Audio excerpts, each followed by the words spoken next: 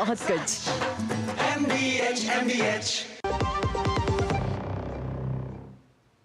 और ब्रेक के बाद न्यूज नाइट में बात कर लेते हैं दिल्ली की। दिल्ली में विधानसभा चुनाव से पहले दिल्ली की आम आदमी पार्टी सरकार बेहद ही आर्थिक संकट से गुजर रही है। इस वित्तीय संकट को देखते हुए दिल्ली के मुख्यमंत्री आतिशी ने केंद्र सरकार को एक पत्र लिखकर 10,000 करोड़ रुपए उधार लेने की मांग की है।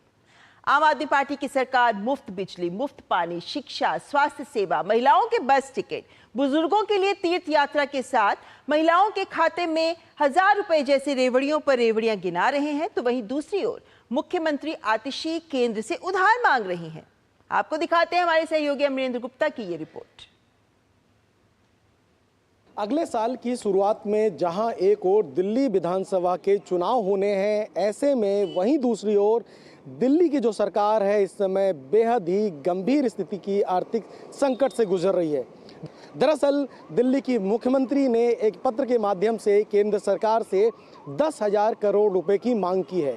दिल्ली की मुख्यमंत्री का कहना है कि उनकी सरकार आर्थिक संकट से गुजर रही है। इस बात की भी पुष्टि की गई है कि दिल्ली सरकार के पास अपने जो कर्मचारियों को और अधिकारियों को वेतन देने के लिए भी 2 महीने से ज़्यादा का जो पैसा है वो बचा नहीं है। इसमें एक बड़ा सवाल खड़ा होता है कि आखिर जब दिल्ली की जो सरकार है अगर वो आर्थिक संकट से गुजर रही है तो क्या वजह है कि दिल्ली को लुभाने के लिए और ख़ासकर दिल्ली वासियों को लुभाने के लिए वो लगातार रेवड़ियों पे रेवड़ियां बांट रहे हैं।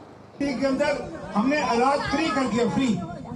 अपनी ईमानदारी से बताओ, कोई इलाज फ्री है क्या? सरकारी अस्पताल के अंदर क्या हालत और दुर्दशा है, सबको जानकारी है ना। सरकार के जो नीयत है उस पर भी कहीं ना कहीं बड़े सवाल खड़े होते हैं, क्योंकि जिस तरह से दिल्ली सरकार लगातार दिल्ली में जो प्रलोभन और रेवड़ियों के वादे करती आई है उसके लिए उन्होंने एक मोटा पैसा लगातार खर्च किया है। और अब जब चुनाव नज़दीक आने वाले हैं ऐसे में दिल्ली सरकार का ये कहना कि उनके पास पैसा नहीं है, लिहाजा उनको केंद्र सरकार से 10,000 करोड़ की आर्थिक मदद दी जाए। कैमरामैन मनमोहन के साथ अमरेंद्र गुप्ता, डीडी न्यूज़, विधानसभा दिल्ली।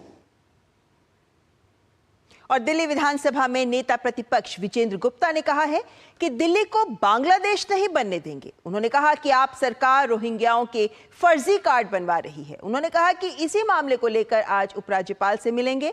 उन्होंने दिल्ली की कंगाल व्यवस्था को लेकर भी आम आदमी पार्टी की सरकार पर निशाना साधा।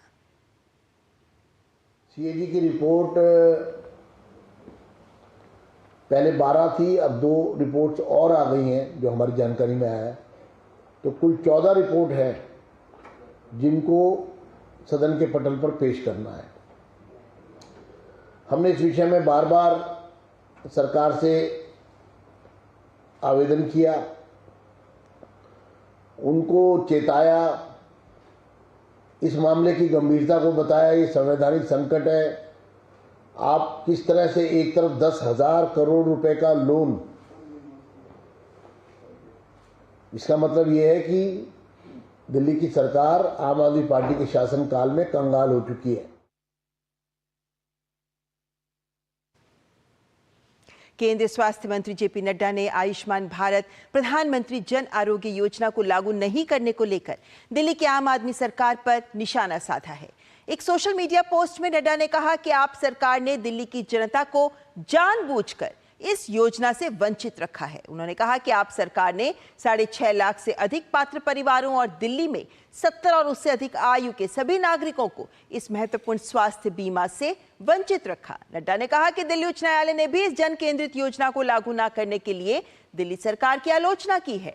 लोकतांत्रिक सरकारों को राजनीतिक मतभेदों से अलग हटकर जनता को सहायता और सेवाएं प्रदान करने वाली योजनाएं लागू करनी चाहिए। स्वास्थ्य मंत्री ने कहा कि इस योजना के जरिए प्रत्येक लाभार्थी परिवार और 70 और उससे अधिक आयु के सभी वरिष्ठ नागरिकों को 5 लाख रुपए का मुफ्त स्वास्थ्य बीमा दिया जाता है। फिलहाल यहां पर वक्त चला एक ब्रेक का। आप देखते रहें न्यूज नाइट। अनुभव कीजिए शुद्ध MDH बादाम रोगन का प्यार। सेहत बनके रग-रग में दौड़े, त्वचा में समाये, हाइड्रेट करें, हर उम्र की त्वचा का पोषण करें। You deserve the purity. MDH बादाम रोगन, नेचुरल टेंडर।